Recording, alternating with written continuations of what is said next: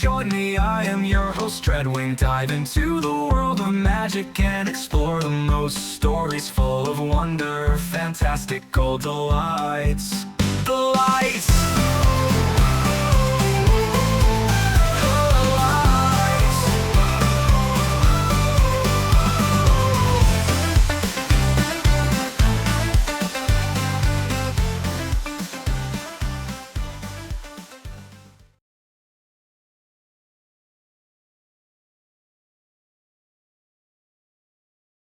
Chapter 38. Fear Part 2. Aaron was quietly resting in Optimus's alt mode as the Titan drove him back to the walls. Aaron turned in his sleep as the Titan continued to contemplate. There must be something that he can do to help Aaron and alleviate his worries.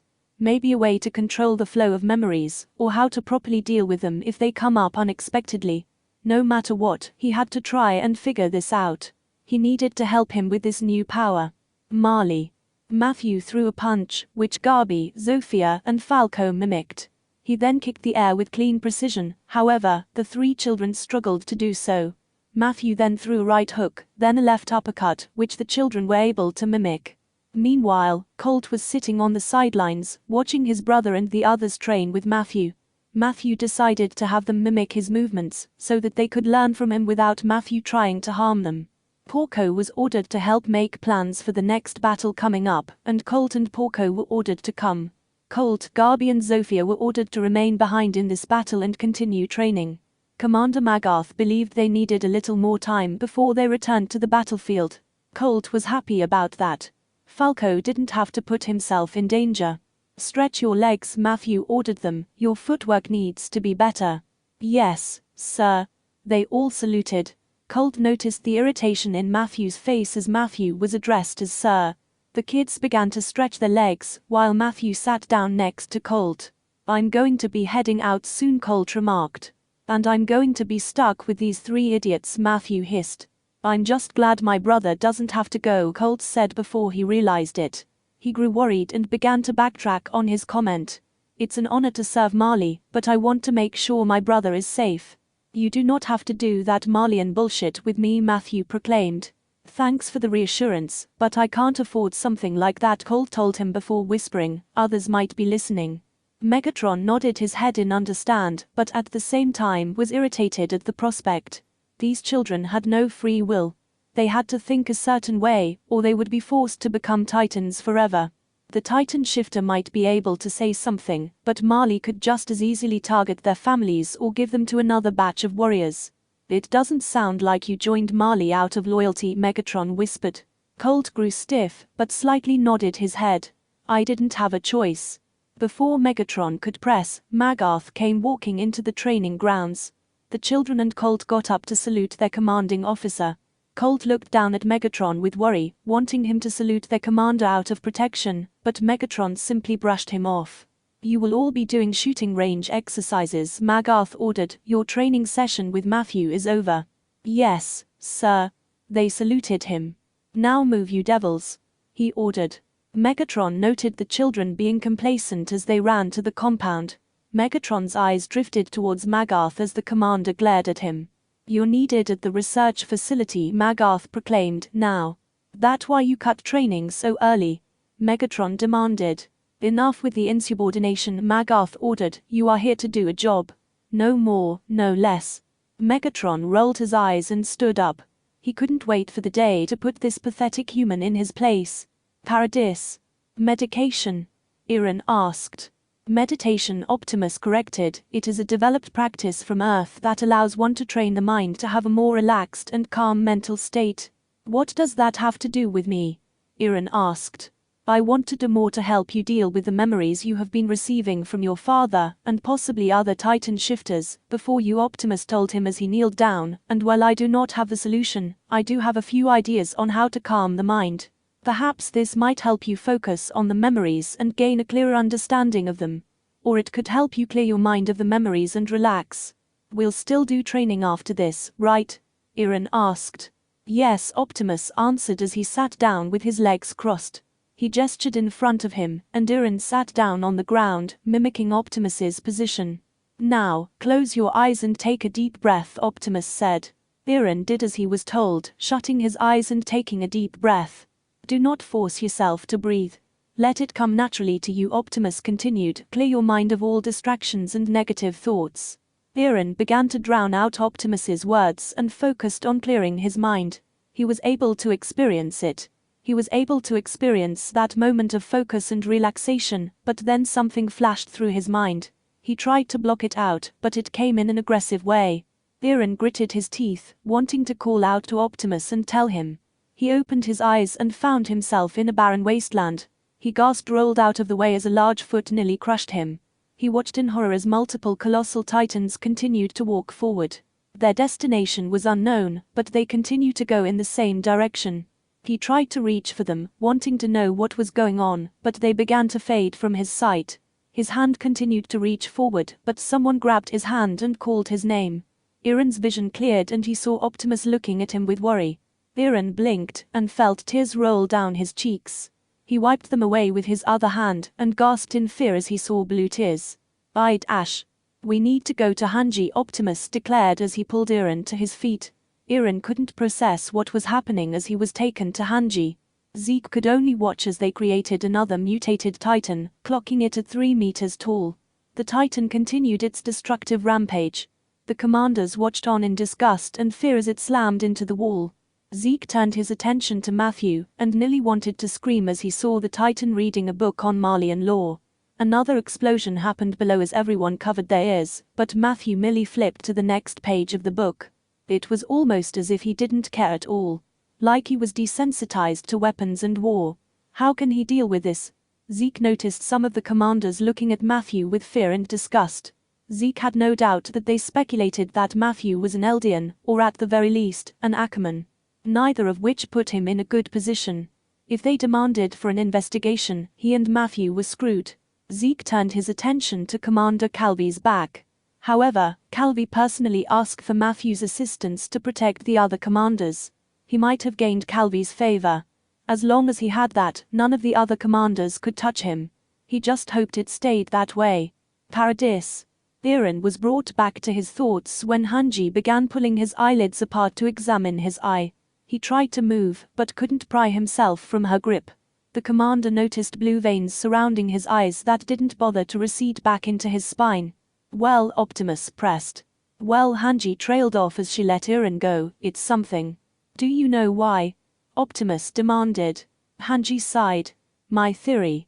This is tied to Aaron's emotions or will and all." "My will?" Aaron questioned. "I was trying to keep myself calm this time. How would that activate the powers?" "It's a theory," Hanji reminded. "When you activate your powers, you need to injure yourself along with having a strong sense of will, like wanting to fight Jean, or trying to calm your mind." "So I can't even relax?" Aaron demanded in anger. Aaron gasped as he saw the energon spread throughout the veins in his arms. He tried to cover them, but Hanji quickly pulled up one of his sleeves. "So this might be an emotional trigger," Hanji noted. "Good to know. Isn't there a way to fix this?" Aaron pleaded. Hanji rubbed the side of her head in a tired motion. "I wish I knew. It's trying to discover exactly what it's doing to you, that's the problem. Optimus, isn't there anything on that ship that would be useful in understand what is going on with Aaron?" "Almost all advanced medical supplies have been devoured by scraplets," Optimus informed. "The ones available has some sort of damage to it. None of which would be sufficient enough to conduct further analysis. You know, for someone with an infinite amount of primary wisdom, it wouldn't kill you to know how to fix shit," Hanji groaned. "I am a soldier of war, not a mechanic or a medical professional," Optimus reminded. Aaron saw Hanji holding a vial with a sample of his tears. "Can we analyze this?" Hanji asked. "I do not know," Optimus admitted. Hanji threw the vial in the air before catching it. "I'll hold on to this and experiment with it. See what comes up before taking it to the neutral ship and hopefully get a better analysis there. For now, Aaron, you should rest before you do anything else." "But Dash." Optimus placed a hand on Aaron's shoulder. "It is for the best. I will train you later, but your health is your priority." Aaron wanted to argue, but he couldn't. He probably wouldn't be able to focus. He had to make sure that he was able to keep up with Optimus. "Okay," Aaron relented, "I'll wait." Megatron walked down the hall as he continued to read the book on Marleyan law. The experimentation was uneventful, and that human wanted to keep the Titan alive for further study. They most likely believe that they will be able to control it, but based on observation, it seemed like they were far from that. So now, he was heading to the Beast Titan's office to talk to him about the island's situation. What he couldn't believe right now were the extensive amount of laws that were in discrimination of the Eldians. They couldn't exit the internment zone without a permit. Moving from one location to another was practically impossible, and job opportunities were limited. He had no doubt that even if they were allowed to work outside the internment zone, they would face harsh discrimination and cruelty. It was safer for them to remain inside the internment zone, but they had no freedom. Megatron mindlessly stepped over something on the floor, but stopped when he noticed the thing on the ground moving. Megatron raised his head from the book and saw Peak crawling on all four. Megatron was genuinely perplexed as he shut the book. "Are you okay?" Megatron asked in his other vernacular. Peak raised her head to Megatron and smiled at him. "Matthew, good to see you. Sorry about this. Am I in your way?" "No," Megatron responded. "Well, that's good," Peak said with relief. "Is there a reason you're on the floor?" Megatron asked. "Being in my Titan form for so long does take its toll," Peak admitted. "I'm more used to walking on all fours, instead of my own 2 feet. "Then why don't you use your crutches?" Megatron suggested. "I left them back in my house," Peak admitted. "I thought that I'd be fine without it for the day." Peak was about to press forward, but Megatron quickly grabbed her collar and pulled her to her feet. "Oh, you don't have to dash. You're going to get yelled at by a Marlian," Megatron insisted. "Where do you need to go?" "I just wanted to get something to eat," Peak explained. "It's not that far, Dash." Megatron slung Peak's arm over his shoulder and used his other arm to hold her side. He helped her walk towards the cafeteria. "You don't have to do this," Peak insisted. "I'm doing it," Megatron said. "You shouldn't do this," Peak said. "You'll be spit on and called dirt." "I can live with that," Megatron declared. "So, did you like the book I got you?" Peak seemed to look even guiltier. "What's wrong?" Megatron asked her. "The book was nice," Peak explained, "but I burned it afterward." Megatron stopped and looked down at her. "That book was a gift. Why would you burn it?" "I couldn't risk getting caught with it," Peak whispered. "I managed to read it in secret, but I just couldn't be seen with it. People would ask and assume the worst. My dad could end up becoming a Titan, and I would lose my powers prematurely." Peak looked up at Megatron with a somber expression on her face. "I do thank you for the book. I'm sorry I wasted your money." Megatron sighed in response. "If you enjoyed it, then it wasn't a complete waste." Megatron and Peak arrived at the cafeteria and set Peak down on one of the tables. "Matthew, why are you so nice to us?" Peak asked. "Is that so wrong?" Megatron asked her. "We're Eldians," Peak reminded. "We've destroyed the world." Megatron chuckled in response as he filled a cup with water. "Trust me when I say this. I grew up in an environment where non-Eldians treated me like I was nothing. I was just a commodity. When you grow up in an environment where no one cares for you, you tend to realize an important truth." Megatron handed Peak the water. "Humans are trash, regardless if they can turn into a Titan or not. Non-Eldians are no different than Eldians. We're cruel and disgusting against each other. Once you recognize that, the world is your oyster." Peak was surprised as she took the water from him. "It's almost as if you've given up on humanity. If the colossal Titans in the walls on Paradis are activated, I believe that we deserve it," Megatron admitted. "Marley's doing what Eldia has done, and when Marley loses its power, the next country will do the same. We'll continue to be cruel to one another, and it will never end." "There are still good people in this world," Peak reasoned. "Not from what I've seen," Megatron declared, "but it's interesting that an Eldian would think that there are good people in the world when everyone else spits in your face." "I just know where to look," Peak smiled, "kind of like right now." "Sorry to disappoint, but you're getting your hopes up," Megatron insisted. Peak chuckled in response. "So you do hate Eldians after all?" Megatron was confused by the girl's proclamation, but realized that she was testing him. She wanted to determine if his words were genuine. "I hate everyone. You being an Eldian makes no difference in that. So why bother helping out Colt and Falco?" Peak asked him. Megatron raised an eyebrow. "I didn't know you knew about that." "Word got around pretty fast," Peak answered, "and Colt came to me and Zeke to vent about his worries before actually talking to you. So, if you hate everyone, why bother to help two Eldians? Guess I thought of doing something nice, Megatron answered, but usually when I do, it gets me into trouble. I guess being here with me would get you into more trouble, Peak said. You should probably go. Megatron shrugged. I'll see you around then.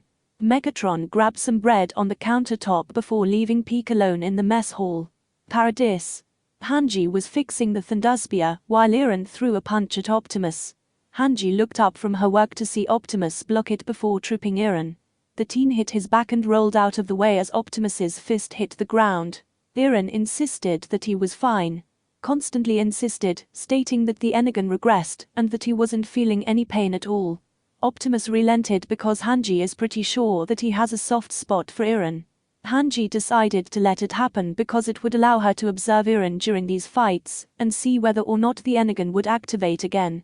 Hopefully, he wouldn't turn into a Titan again the first time he started training with Optimus. Iran managed to get on his feet before throwing a punch at Optimus again. Optimus caught his fist and twisted his arm before flipping him onto his back. Iran got up fast and grunted as Optimus kicked him in the face. Iran spit on the ground and wiped his face as Optimus got into his fighting stance. Iran made sure to keep himself calm as Optimus threw another punch. Iran was about to retaliate, but something flashed through his mind. Optimus was attacking him but in his Titan form. He was throwing a punch at him and something told him to dash. Iran ducked his head and punched Optimus in the gut. He kicked the Prime in his knee, causing him to fall on his other one. Iran managed to put Optimus into a chokehold, and for some reason, he wanted to crush his windpipe. Holy shit! Hanji exclaimed, snapping Iran out of his thought. He loosened his grip on Optimus, and the Prime grabbed his shirt and flipped him over on his back. Optimus pinned Iran to the ground, and Iran groaned in pain. Iran, your eyes, Optimus began. Iran gasped in fear as he forced himself up and looked down at his arms once more. The Energon spread rapidly throughout his veins at a much more aggressive pace. What's going on? Iran asked in a shaky voice. Hanji got a mirror and put it up to Iran's face. Iran stared in horror as he saw his veins glowing blue around his eyes. What do I do? Iran asked in a panic. Try to calm down, Hanji advised. I can't, Iran said as tears fell down his cheeks. Optimus placed his hands on Iran's shoulders. Take deep breaths. Iran grabbed Optimus's hands tightly, taking deep breaths to the best of his ability. As Iran continued to take deep breaths, the Energon inside of him receded back into his spine. Optimus sighed in relief as he took his hands off of Iran's shoulders. What happened, Iran? Optimus asked with concern. Iran was about to respond, but a vision flashed into his mind, showing Optimus's corpse on the ground. The spear was in his side, his eyes were lifeless, Energon was leaking from his mouth. Iran quickly stood up and back away from Optimus like he was cursed. Optimus reached out for him, but Iran shook his head. I can't, Iran proclaimed, I can't do this. Iran turned around and ran away from them. Iran, wait. Hanji called out, but Optimus placed his hand on her shoulder. Hanji was about to retort, but she saw a worried look in his eyes. He needs time, Optimus insisted. Hanji wanted to tell him to talk to him, but knew that Iran was too distraught to talk about it.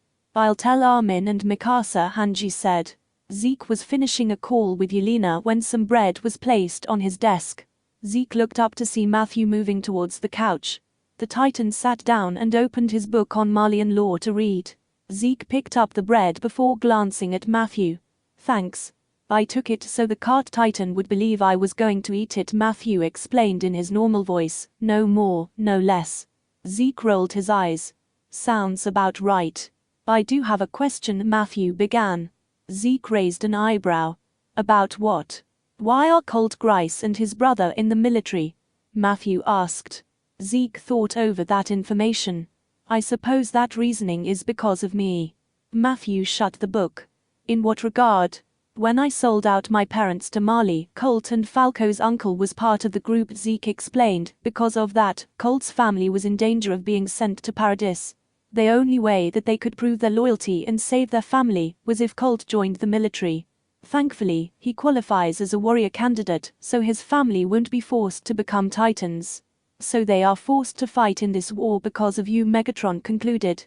Believe me, if I didn't sell out my parents, every single family member that had some sort of association with the Eldian restorationists would have been forced to become titans, Zeke proclaimed. What I did was the better option. Matthew stared at Zeke for a moment before returning to his book. I'm not thrilled that I will be forced to stay here with the other humans. Orders, Zeke reminded, there's not much I can do to influence that. But the lack of security should allow you to gather information more freely. I suppose it is a good thing that your world hasn't made video cameras yet, Matthew commented. Video cameras? Zeke questioned. I won't explain that to you, Matthew declared. Zeke got irritated as he began going over some reports. He supposed it is a little frustrating that this Titan had more knowledge than him, and that knowledge just happened to be in the hands of Paradis. Despite this, Marley had the advantage of having more advanced weaponry. Eldia may have the Titans, but it would still take some time for them to reach it. The island agreed to your proposition, Matthew informed. Zeke raised his head to Matthew. Ah, really? Unfortunately, Matthew answered, so inform your assistant and your team to step lightly when you send the ship to the island. I'll keep that in mind, Zeke said. I'll be sure to send it when the military goes to the next battle. Paradis. Optimus began working on the tracker once more in the neutral ship, trying to get his mind off of what happened today. He wanted to go talk to Iran after what happened. He was at the door to his room, but he just couldn't bring himself to knock on the door. He wasn't sure if Iran needed time, or if he should talk to him. He noticed a change in Iran's behavior, but he didn't know if it was due to the Energon experimentation, or the threat of Marley, or his shortened lifespan. Optimus sighed to himself as he covered his optics with his servo. It was all of it, he knew that. Iran had too much to bear on his shoulders. If there was a way that he could ease it, he would. But he wasn't sure how. Optimus heard some metal clatter and flinched. He looked down to see Hanji getting up and removing her foot out of a wedge in the floor. Commander, I need to work on this in private, Optimus informed. Hanji used her 3D gear to lift herself onto the table. She got on top of the tracker, gaining the Prime's attention. What you need is a break, Hanji proclaimed. You're worried about Iran. So am I, but I feel like this is getting to you more than me. Hanji dash. Come back to the walls, away from your work and the ship, and let's talk about it, Hanji insisted. I would appreciate it if I may continue with this, Optimus said. I'll just annoy you into coming back with me, Hanji proclaimed. I'm already tired, it took me a while to get here by horse. Optimus stared at Hanji before relenting. All right. Zeke was sitting in a meeting with the other commanders in regards to the invasion of Paradis Island. At the moment, they intended to send 2 ships there to see what they could do. Unfortunately, Reiner was brought into the meeting for insider perspective, and the commanders were not thrilled about the situation. The island is aware of Marley and the power of the Titans, Reiner reasoned. Even if we decide to attack, it shouldn't be from the south. The south is the only place where large ships can dock, her commander retorted in irritation. Any other location would be impossible. The Flying Titan destroyed the port, Reiner reminded. There would be no place for large ships to dock regardless. Defenses are weaker in the north because the Titans came from the south for a century. Even so, what if the Flying Titan is monitoring the island? He could be flying around, and we could be ambushed. Enough, Helvey ordered. It's clear your experience with the Flying Titan has clouded your thought process. Sir Dash. Do you have doubt in our power? Calvi demanded. No, Dash. Then why are you fighting with us, Devil? Calvi demanded. Zeke could tell Reiner wanted to say something back, but it would lead him into more trouble. Reiner bowed his head in shame. I am sorry for speaking out of turn, Reiner apologized. Calvi waved his hand. We've heard enough from you. Reiner walked out of the room and shut the door behind him. Zeke turned his attention to Commander Calvi. Reiner Braun does bring valid points, Zeke reasoned. Brute force alone is not enough to take these Titans down and retrieve the founding Titan. These Titans have not seen the power of our military might, a commander proclaimed. Without them, those island devils would be nothing. But they do have those Titans, Magarth reminded, and they have the experience and power. We cannot attack them head on. What is your recommendation? Calvi asked. We do attack from the south, Magarth answered, but we find another location to land and sneak into the walls to obtain the founding Titan. We have to avoid the presence of both Titans. They are valuable, another commander reasoned, more valuable than the founding Titan. But we have no means of capture, or understanding their technology, or even who they are, Magarth retorted. We don't even have a name for the flying titan. That is how little we know about them. We will send 2 ships to the south for infiltration, Calvi decided. If that does not work, we will redirect the boarding of the ship to the north. Defenses will be less vulnerable there. They may be expecting our presence, since they are now aware of our existence, Zeke reminded. They do not know the weaponry at our disposal, and they do not know that we are at war, Calvi retorted. That should give us some advantage. Zeke resisted, giving a sour face. The flying titan was right under their nose, and Zeke would have to tell them about this meeting. Marley had no advantage over them at all. That night, Aaron stared up at the ceiling to his room. It was late, really late. He hasn't been able to sleep. The images of Optimus's death kept on plaguing his mind. He didn't even tell Optimus what was wrong. He felt like he hasn't been able to vent to Armin or Mikasa. He didn't want to burden them with what he was seeing. It scared him. Aaron sat up on his bed. Maybe if he talked to Optimus and explained the situation, it might help. Aaron exited his room and shut the door before walking down the hall. He just needed to go outside, and Optimus should be there if he wasn't at the ship. Aaron heard muffled talking as he saw a light coming from one of the rooms. He was about to ignore it, but he recognized one of the voices as Hanji's. You know, it really sucks you can't drink, Hanji said. This whiskey is hitting the spot. I was never really one for high-grade Energon, Optimus explained. Don't like the taste? Hanji asked. I don't have a tolerance for it, Optimus admitted. Optimus Prime is a lightweight. Hanji asked with eagerness and disbelief. I feel sorry for you, but I also want to know if you ever got drunk. Hanji dash. Have you done anything embarrassing while drunk? Hanji asked. Why would I tell you this? Optimus questioned her. For science, Hanji declared. Speaking of science, I went over that vial of Aaron's tears. Aaron stiffened at Hanji's proclamation.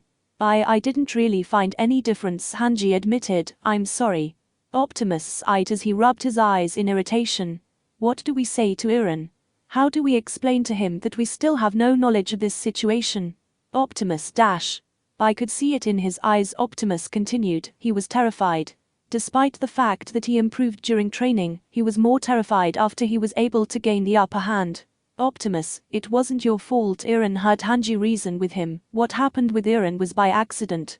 You couldn't have known he was going to have an anxiety attack. That is not the issue, Optimus told her. Then what is? Optimus trailed off. I feel as though I can do nothing to help him. Aaron was shocked at the proclamation. Optimus always helped him. Why would he say that? Optimus, that's bullshit, Hanji reasoned. You're always breaking your back to make sure he's okay. You've saved his life, you trained him, you're actively ensuring his mental health, and making sure he doesn't go rogue. It feels as though every time I try to help him, I make the situation worse, or it does not help him at all, Optimus reasoned. I do not know how to respond to the Energon situation, or his shortened lifespan, or the situation in regards to Marley. I tried to help him meditate, but it did nothing to calm his mind. Meditation is meant to be a consistent practice, but it made him shed lubricant.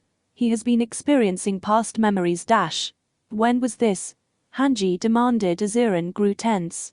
He told me yesterday, Optimus answered. I was going to refrain from telling for privacy reasons, but the Energon is clearly messing with his processors. What did he see? Hanji demanded. He said he was seeing his father's memories, Optimus answered. Hanji grimaced and shut her eyes. Shit. No wonder Aaron's acting the way he is. He's probably experiencing his father getting his fingers cut off, his first wife turning into a titan, his sister's corpse. This is severe. Hanji, I have no idea how to help him or what to do, Optimus declared. I fear for Aaron's safety. Aaron turned his head to peek through the room and saw that Optimus was hunched over in the chair.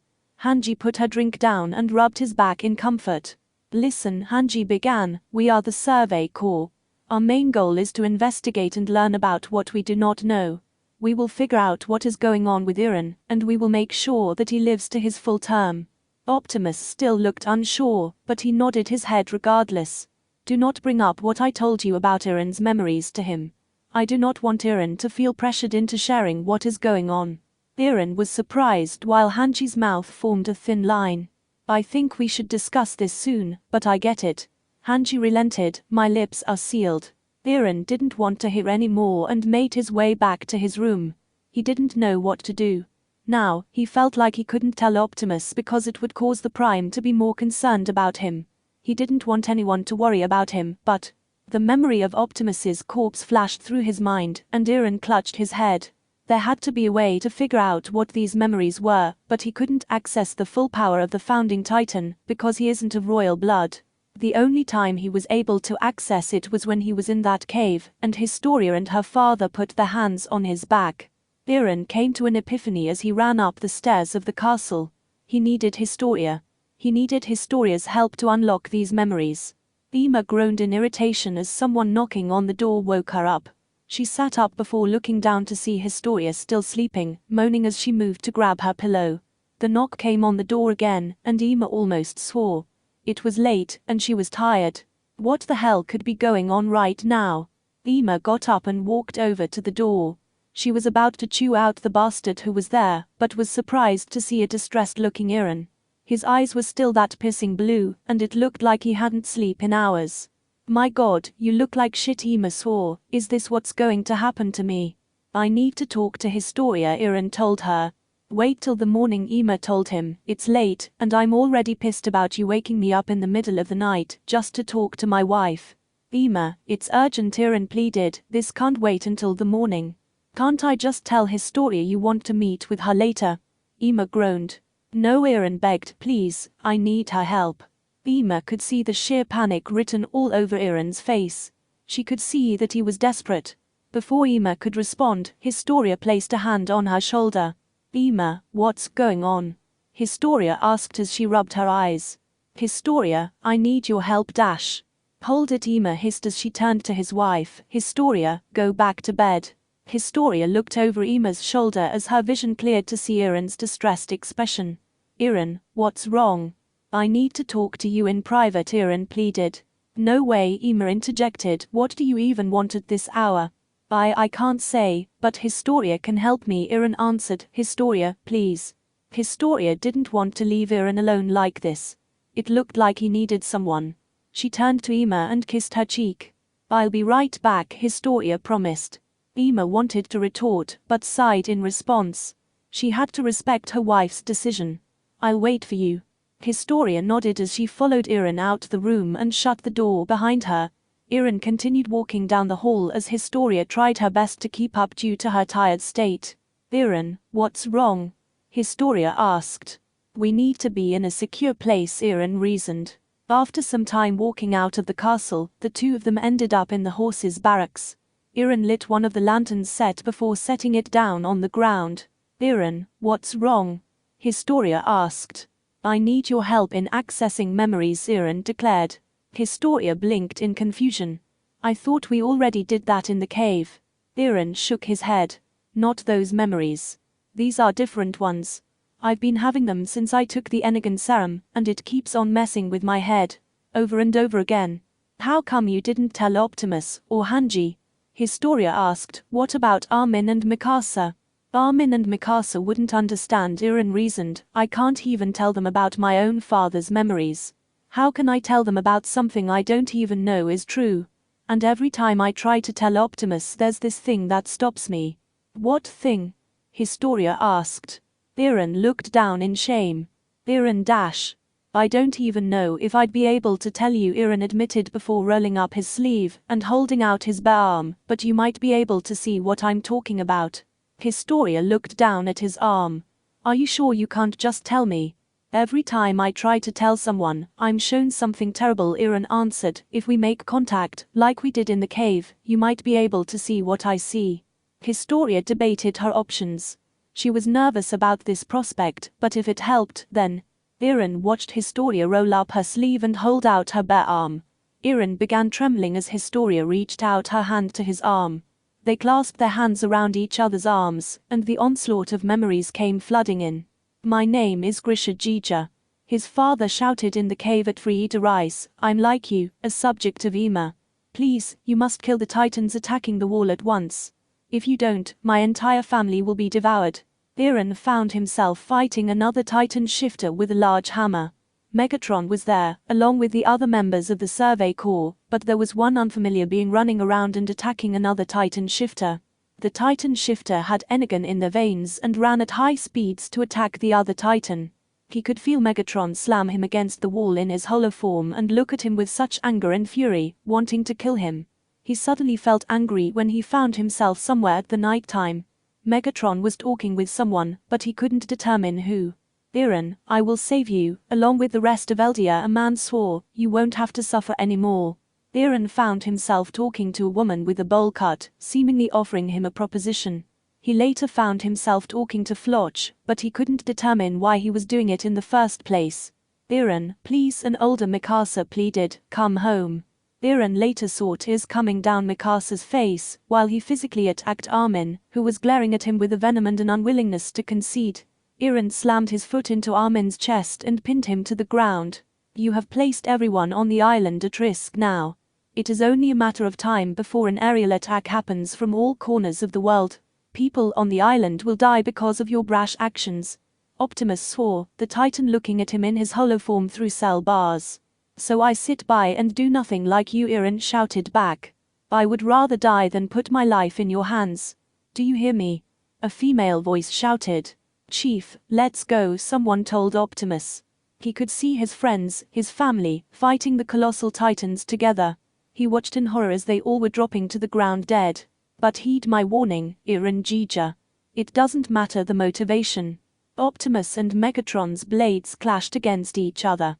"It doesn't matter the goal. Why are you here?" An older, scared Rhino asked him. "I'm just like you," Eren told him. "I had no choice. If you go down the path, no one will be by your side." Eren found himself face to face with Optimus in his Titan form. "Your friends." Everyone was pleading with Eren in his Titan form as he took a deep breath. "Your family." He could hear Mikasa screaming in agony. "Everyone will turn their back on you." He could see everyone, Titans and humans, coming at him with their weapons. "No one will care for the purpose. They'll just see the actions and destruction that you've caused. We must stop the demon, Eren Jija." Someone declared, "Join me in the fight against the demons of Paradis. No matter what side, you will never be seen as a hero." He could see humans screaming as they were running for their lives. He then saw a young girl screaming for her friend as he fell to his death. "You will only be seen as a monster." Eren heard a loud, wet, sinking noise. He could feel blood on the hands of his Titan form, and he could tell that he was holding something in his hand. He touched something with his other one, but what he felt was metal. Eren felt dread growing in the pit of his stomach. In his vision, he could only see the colossal Titans still roaming the earth. He looked down in horror as he saw Optimus Prime. His mask was broken, and energon was pooling from his mouth. He coughed up more of it, and it hit Eren's chest. He transformed his arm with the broken blade back into his hand as he reached up for Eren. Eren was beginning to panic. He could feel dread, fear and horror fill his body, as Optimus looked at him with sorrow, sadness, regret, and hopelessness. Eren, Optimus coughed up more energon.